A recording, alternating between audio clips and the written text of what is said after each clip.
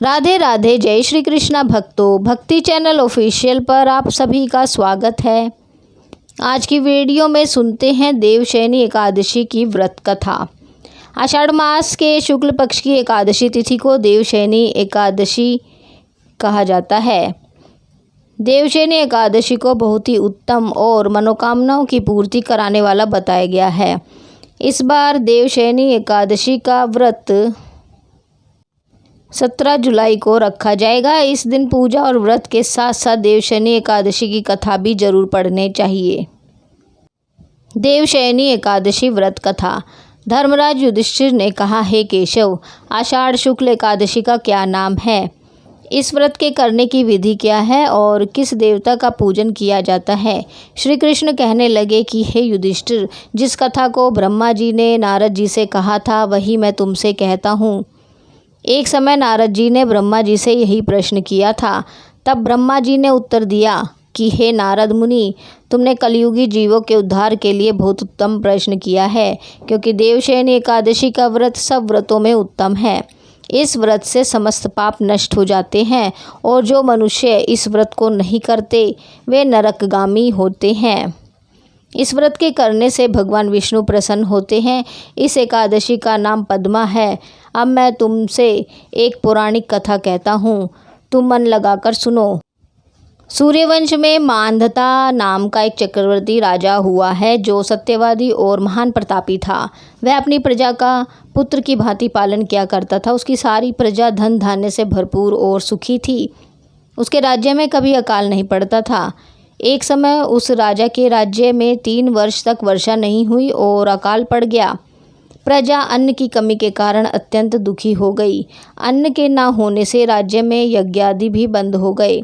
एक दिन प्रजा राजा के पास जाकर कहने लगी कि हे राजा, सारी प्रजा त्राही त्राही पुकार रही है, क्योंकि समस्त विश्व की सृष्टि का कारण वर्षा है। वर्षा के अभाव में अकाल पड़ गया है और अकाल से प्रजा मर रही है।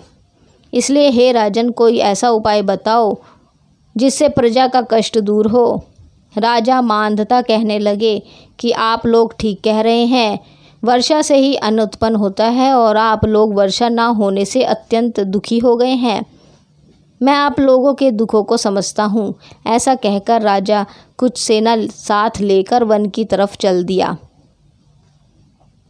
वह अनेक ऋषियों के आश्रम में भ्रमण करता हुआ अंत में ब्रह्मा जी के पुत्र अंगिरा ऋषि के आश्रम में पहुंचा। वहां राजा ने घोड़े से उतरकर अंगिरा ऋषि को प्रणाम किया। मुनि ने राजा को आशीर्वाद देकर कुशल क्षेम के पश्चात उनसे आश्रम में आने का कारण पूछा। राजा ने हाथ जोड़कर विनीत भाव से कहा कि हे भगवान, सब प्रकार से धर्म पालन करने पर भी मेरे राज्य में अकाल पड़ गया है। इससे प्रजा अत्यंत दुखी है। राजा के पापों के प्रभाव से ही प्रजा को कष्ट होता है। ऐसा शास्त्रों में कहा है। जब मैं धर्मानुसार राज्य करता हूँ तो मेरे राज्य में अकाल कैसे पड़ गया, इसके कारण का पता मुझको अभी तक नहीं चल सका। अब मैं आपके पास इस संदेह को निवृत्त कराने के लिए आया हूँ। कृपा करके मेरे इस संदेह को दूर कीजिए। साथ ही प्रजा के कष्ट को दूर करने का कोई उपाय बताइए। इतनी बात सुनकर ऋषि कहने लगे कि हे राजन, यह सतयुग सब युगों में उत्तम है। इसमें धर्म के चारों चरण सम्मिलित है, अर्थात इस युग में धर्म की सबसे अधिक उन्नति है। लोग ब्रह्म की उपासना करते हैं और केवल ब्राह्मणों को ही वेद पढ़ने का अधिकार है। ब्राह्मण ही तपस्या करने का अधिकार रखते हैं, परंतु आपके राज्य में एक शूद्र तपस्या कर रहा है। इसी दोष के कारण आपके राज्य में वर्षा नहीं हो रही है। इसलिए यदि आप प्रजा का भला चाहते हो तो उस शूद्र का वध कर दो। इस पर राजा कहने लगा कि महाराज, मैं उस निरपराध तपस्या करने वाले शूद्र को किस तरह मार सकता हूँ? आप इस दोष से छूटने का कोई दूसरा उपाय बताएं। तब ऋषि कहने लगे कि हे राजन, यदि तुम अन्य उपाय जानना चाहते हो तो सुनो। आषाढ़ मास के शुक्ल पक्ष की पद्मा नाम की एकादशी का विधि पूर्वक व्रत करो। व्रत के प्रभाव से तुम्हारे राज्य में वर्षा होगी और प्रजा सुख प्राप्त करेगी, क्योंकि इस एकादशी का व्रत सब सिद्धियों को देने वाला है और समस्त उपद्रवों को नाश करने वाला है। इस एकादशी का व्रत तुम प्रजा, सेवक तथा मंत्रियों सहित करो।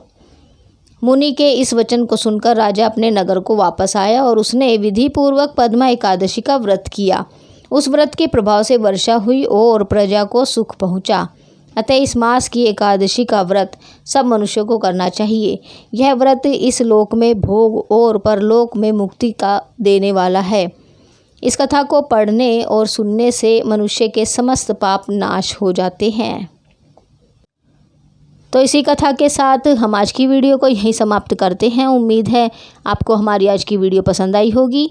वीडियो पसंद आई हो तो हमारी वीडियो को लाइक और शेयर कीजिए, और यदि अभी तक आपने हमारे चैनल को सब्सक्राइब नहीं किया है तो चैनल को सब्सक्राइब कर लीजिए और बेल आइकन को प्रेस कीजिए, ताकि आने वाली सभी अगली वीडियो की जानकारी आपको मिल सके।